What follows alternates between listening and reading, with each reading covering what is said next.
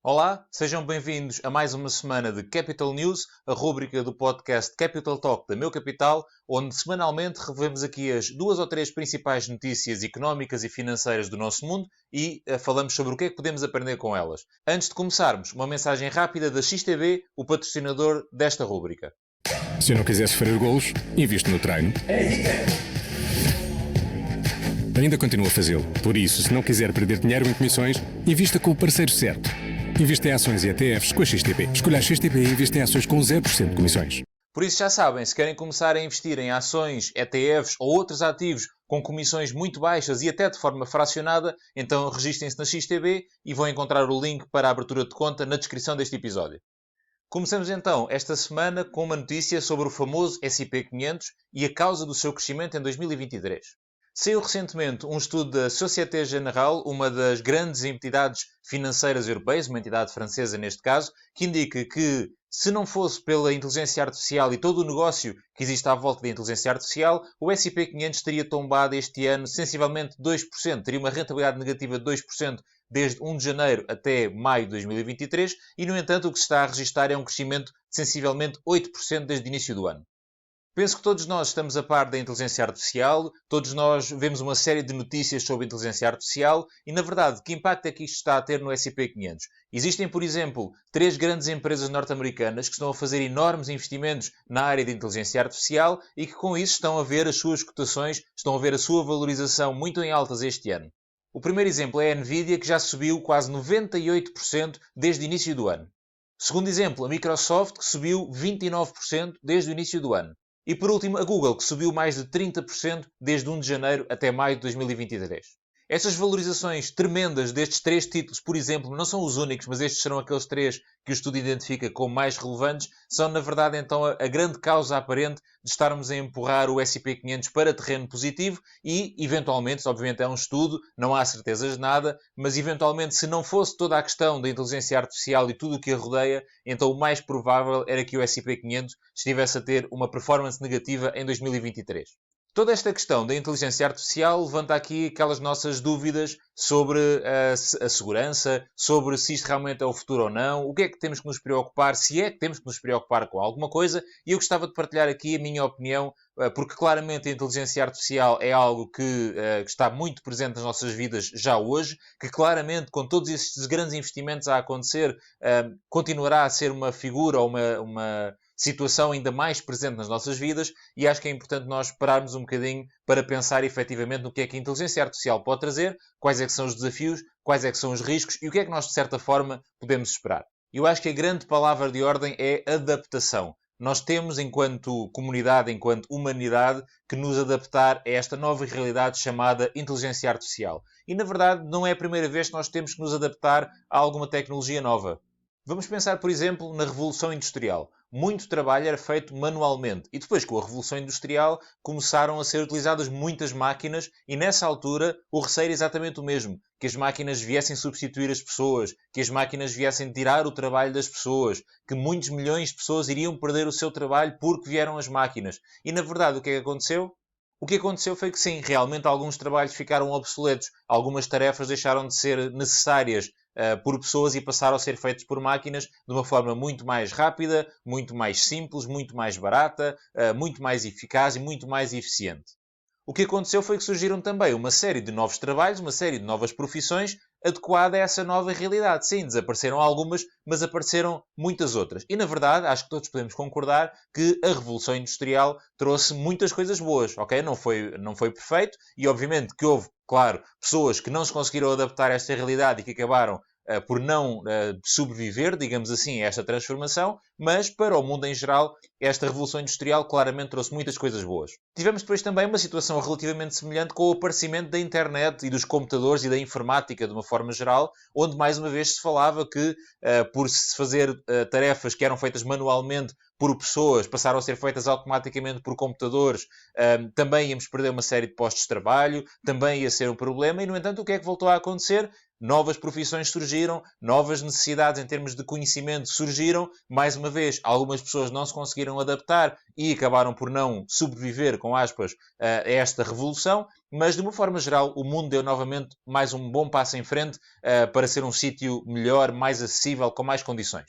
Na verdade, eu acredito que a inteligência artificial vai ser mais um passo semelhante. E, normalmente, a palavra, como já vimos, é adaptação. E nós teremos que nos adaptar. Temos que perceber rapidamente que esta é uma nova realidade e que isto claramente veio para ficar e, por isso, teremos, enquanto humanidade, de uma forma geral, que nos adaptar. Claramente, existirão pessoas que não se vão adaptar e que não irão, usando a mesma expressão, sobreviver a esta nova revolução. E existirão uma série de pessoas que irão criar novas ideias, novos negócios, novas coisas, novas profissões, novas competências que vão também surgir com esta revolução, porque claramente é isto que a história nos mostra. Sempre que há algo muito disruptivo, como por exemplo a Revolução Industrial, o aparecimento da internet e da informática de uma forma geral, e agora, diria eu, com a inteligência artificial, claramente a palavra-chave é adaptação.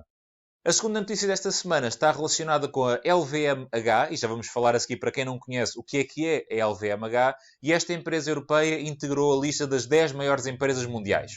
Então, a LVMH é um conglomerado de marcas, é um grupo, essencialmente no mercado de luxo, e que integra marcas como a Louis Vuitton, a Dior, a Givenchy, mas também no mercado das bebidas, marcas como a Moët Chandon ou como a Dom Pérignon, ou então, na nossa realidade mais próxima, lojas como a Sephora, por exemplo. Por isso estamos a falar de um grupo que é enorme, que tem uma série de marcas, muito direcionado ao mercado de luxo, mas em diferentes áreas.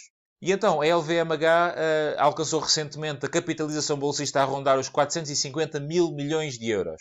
E porquê é que é importante termos uma empresa europeia no top 10 das maiores empresas do mundo? Se formos ver o índice MSCI World, que no fundo vai reunir as maiores empresas de 23 países desenvolvidos, são mais de 1.500 empresas que fazem parte deste índice, o que nós vemos é que as empresas norte-americanas representam praticamente 68% deste índice. Ou seja, 68% da capitalização bolsista destas 1.500 empresas está relacionado com empresas nos Estados Unidos. E por isso é bom ver uma empresa europeia a estar neste nível, porque claramente nos últimos anos temos visto o mercado norte-americano dominar completamente as grandes empresas e o grande capital. A Europa vai ficando aqui um bocadinho para trás. No entanto, é bom ver que não está morto, digamos assim, e que há enormes empresas de muito sucesso que estão a conseguir alcançar este número.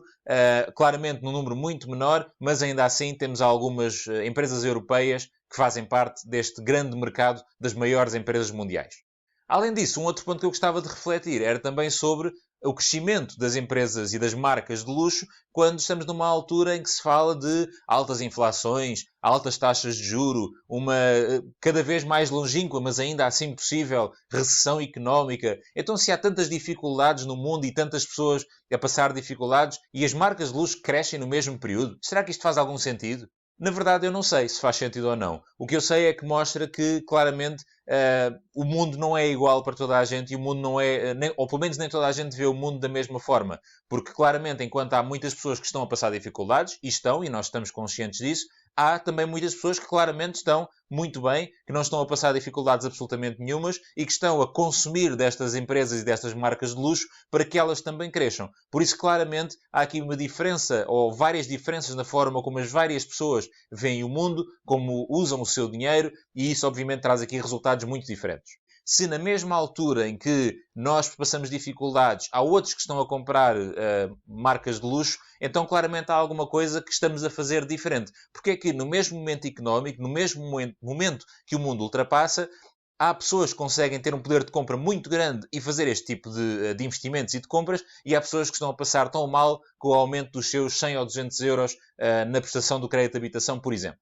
E então aqui o desafio é muito simples. Em vez de criticarmos e dizermos que os ricos estão cada vez mais ricos e os pobres cada vez mais pobres e nos criarmos nesse distanciamento, é pormos a mão na consciência e pensar, então se no momento onde há tanta gente a passar dificuldades, também há tanta gente que não passa as mínimas dificuldades financeiramente falando, então o que é que será que podemos aprender? O que é que estas pessoas fizeram ou estão a fazer de diferente para lá chegar? E essa também faz parte da missão do Meu Capital, que é falar sobre isso. Além das questões mais técnicas de ensinar a gerir o dinheiro, investir e etc., é também colocar-nos a pensar se há pessoas com resultados tão diferentes e a alcançar resultados tão diferentes, financeiramente falando e não só, então o que é que essas pessoas também estarão a fazer de diferente? Será que há alguma coisa que podemos aprender com elas? Por isso, a missão que eu deixo aqui, o trabalho de casa para quando ouvirem este episódio é pensar o que é que estas pessoas estarão a fazer de diferente? Quais é que são os hábitos que elas têm? Quais é que são as práticas? Qual é o histórico? Como é que elas chegaram até aqui?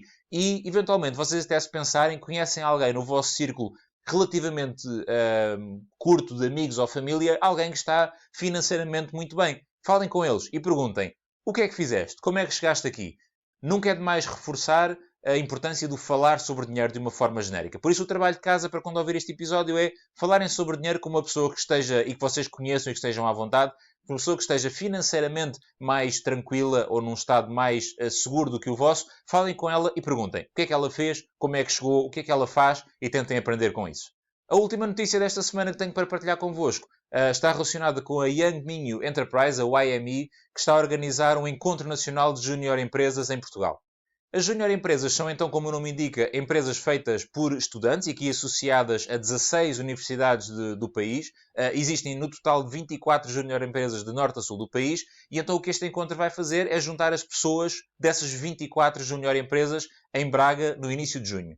Nos dias 3 e 4 de junho de 2023, então, estes júnior empresários vão se juntar num evento de networking, mesas redondas, partilha, e isto vai ser extremamente importante para que possam ter esta partilha de ideias, partilha de opiniões, partilha de experiências, para que possam todos evoluir e aprender com isso.